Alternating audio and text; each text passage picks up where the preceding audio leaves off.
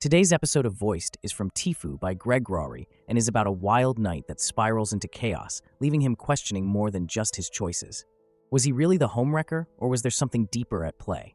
Subscribe if you enjoy. So this is going to be long and one hell of a ride. Not safe for work, or for anyone really, and I may not be alive much longer because I'm probably going to be murdered. I'm at the bar the other night, watching the Hall of Fame game. After it's over, I go over to charge my phone and get one last drink before I use Uber to go home. This girl sitting next to me, very attractive, out of my league, like way out. I'm just scrolling through memes on my phone, and she asks me, "Hey, can I trust you to watch my things and not drug me?" What? Can you watch my stuff while I go pee and not drug me? To which the bartender said, "Oh, you can trust Greg, he's really nice." And this is where the bartender messed up. Girl comes back from the bathroom, sits back down, and starts to talk to me. Just random stuff. Showed pictures of our dogs to each other. Talked about shows and stuff. Typical meet a girl at a bar flirting conversation. She asks if I've ever seen the show Years and Years. I say no, but I've seen the band perform live. So she goes on about how great the show is and how I need to watch it. Asks if I have HBO Go. Yes, because I forgot to cancel my cable after Game of Thrones. So she makes me download the app so I could start watching it when I get home. Thanks for the recommendation. I'll probably check it out never. So a few minutes later, she said, "Hey, do you live close by?" "Yeah, like half a mile." "We should go watch the show right now. We can curl up on your couch and watch it together. I have a bottle of whiskey in my car." I don't know. My house is kind of a mess right now. That's okay. I have pets too. Or something like that. All I was thinking was that this girl wants to sleep together at this point. I mean, I guess, but I have to be at work early tomorrow. That is okay. I can only stay 30 to 40 minutes, and then I will have to go home. "That's fine," I said with a chuckle, "because that's all the time I'll need. Am I right, fellas?" No. This was probably one of the biggest mistakes of my life at this point. It's about 11 p.m. at this point, I think. And mind you, I've only been talking to this girl for maybe 20 minutes. So we settle the bill, get in her car, which is a manual transmission, and I say, "Oh no, kidding. I like you even more now. No one drives a manual anymore. I drive one every day," which I'm excited about because at this point I'm thinking to myself, this girl is attractive, has tattoos, likes shows I like, and I'm about to get lucky. We talked about driving a stick shift the whole time on the way to my house. This is important because it wasn't the first time that this subject came up, which is just a half mile away, so it was a short drive. She parks behind my car, blocking my car in. Go inside. I try to clean up a little bit as she meets and plays with my dog, while I try to get my Chromecast set up on my living room TV, to watch HBO Go. She runs outside to her car to grab the bottle of whiskey. It's Evan Williams. And this is the first time where an "oh no" thought crosses my mind. Kids, I've slept with some strange people in my time. I don't know how or why I get myself into these situations. I honestly feel that I'm a decent-looking, charming, sometimes funny, nice person. Sure, I troll the heck out of people on the internet, but I do genuinely care about other people. Being nice does pay off, and karma is a real thing. But in this case, I was dead wrong. So after some talking about random things, we get the show playing. I couldn't even tell you what happened in the first few moments of that show, because she gets up, grabs me by the hand, and leads me into my bedroom. Sex. So after, we're just laying there. Pillow talk. It was a good night. I just got laid. She asked if she could stay the night. We're gonna go to sleep. Everything is cool. I let her know that I have to be at work in a few hours, so I need to get some rest. Now, up to this point in the story, it all sounds like a great night. Pulled off another one-night stand. High fives all around, right? Wrong. I say, "That was great. We should do this again sometime." "I don't think so." "What, why?" "I don't think my husband would appreciate that." I am speechless. I don't think I've ever felt my heart skip that many beats ever. Millions of thoughts crossed my mind all at once. Like, how did I not see this coming? Oh my God, I am a homewrecker. I'm probably gonna get shot if he finds out. What? Is this an open relationship? Does he know where you're at? Like, why didn't you tell me that? I don't know. Does it matter? Yeah, I'd be pretty upset if I was him. Now, I've been cheated on before, and that feeling sucks. I've been in a similar situation like 10 years ago, where I didn't know that I was sleeping with someone who had a boyfriend at the time. I had found out a couple days later, and I found him on Facebook and let him know.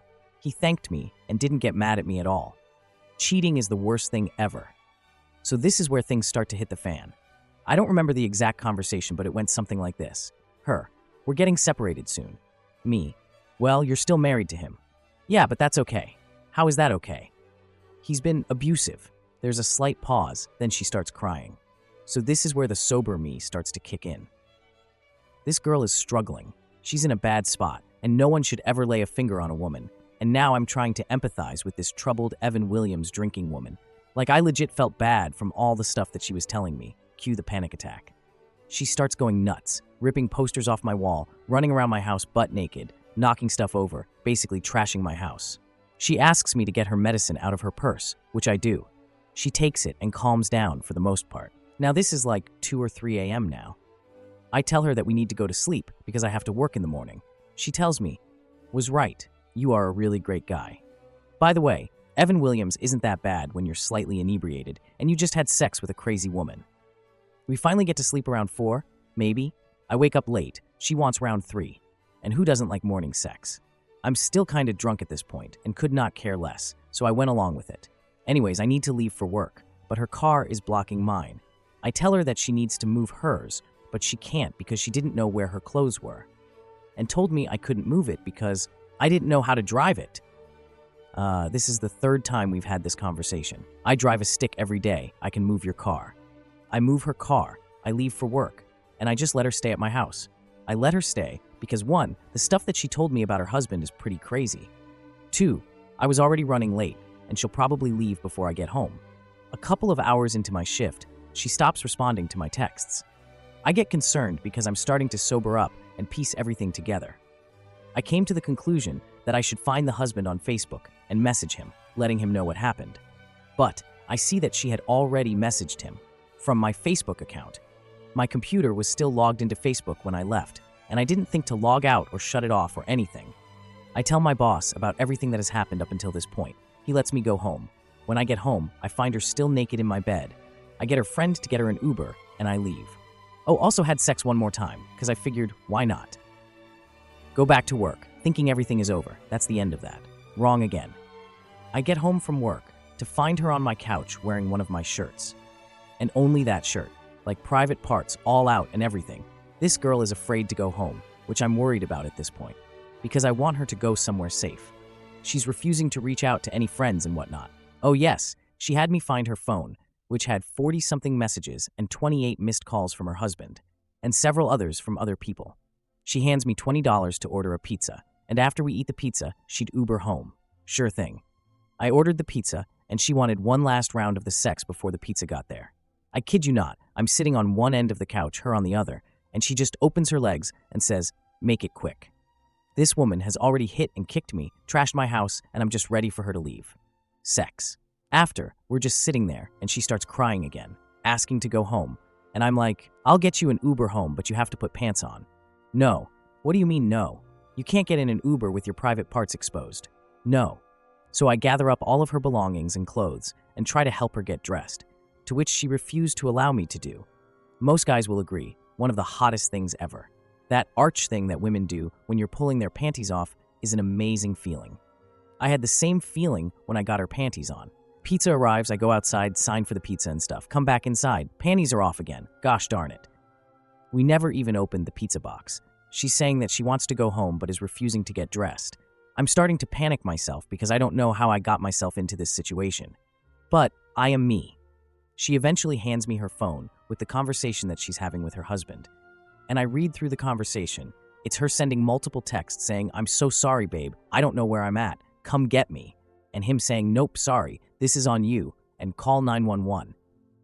That last one, though. That's what I did. Before I called 911, I offered to drive her car back to the bar where we met because I knew the husband would give her a ride back there and not to my house. Because now I'm starting to worry about my safety.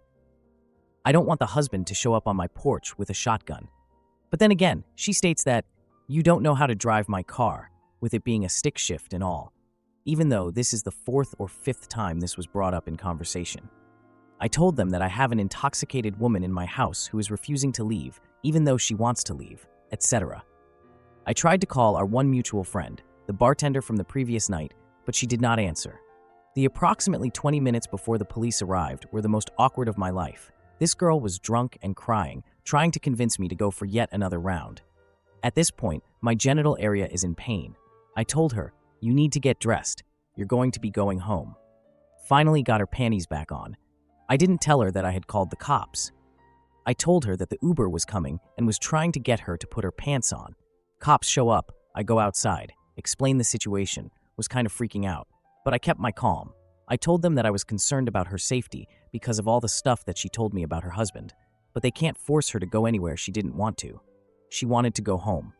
Officers ask if she was presentable. I pop my head back in the door. She's still wearing my shirt and her panties.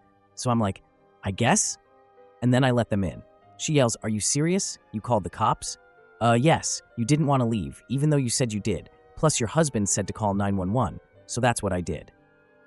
The officer said to her, "You're on this man's property, and he wants you to leave." Cue crying and whatnot. Cops ask me to gather all of her stuff, which I do. Her husband calls her phone, so I accept the call and then put it up to her face. I tell her to inform him what's happening and that she is getting an Uber home. Apparently, her card and PayPal were being declined for the ride, so she couldn't do it herself. They live about 5 miles away from me, so it was only $8 or something. I live pretty close to downtown, so ordering a Lyft or Uber usually takes 2 to 3 minutes after calling for one. Once cops tell her that her ride is on the way and going to be here within 2 minutes, the girl finally decides to get dressed. I had to help a 30-year-old woman put pants on. I could see the officer's partner struggling to keep a straight face during that ordeal. Laugh out loud. Anyways, I hand her hat, keys, bra, shirt, she's still wearing mine, to the officer. Made sure she had all of her belongings. We get her to walk out of my house to the Uber, but she tried to grab the bottle of Evan Williams, to where I audibly laughed. I don't think they'll let you take that. Cops didn't let her take it. She got in the Uber and she was gone. Policeman handed me the bottle back, where I say, "Usually this is the other way around, ha. Popo leave, I call it a night and it's over." Flash forward to today. I get a message from our mutual friend, the bartender, and she's asking if the woman's keys are at my house. I was at work at the time, so I wasn't able to check, but I'm 98% certain I handed those over to the police. I looked for them when I got home and found nothing. Oh, and this girl's car is still parked across the street from my house. So that brings us to now. I haven't heard anything from her or the husband, and I'm not sure if it's safe for me to go home. But you know what? Forget it.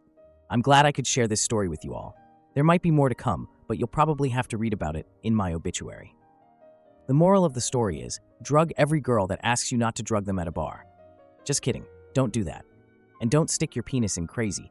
Update 1, her car is still there. Cannot get it towed because it is on a public street. I am still alive. I see a lot of you have sent me messages privately. I will get to them when I can. Update 2, my life. I sent her a text saying that she needs to come get her car. No response. Bartender texted me late last night and asked if I used a condom, which many of you have asked, and no, I didn't. The girl told me that she was on birth control and that she's allergic to latex, so I think I may have been baby baited. Update 3, I'm still not dead. Her car is still in front of my across-the-street neighbor's house. I just happened to see the neighbor step outside to smoke a cigarette.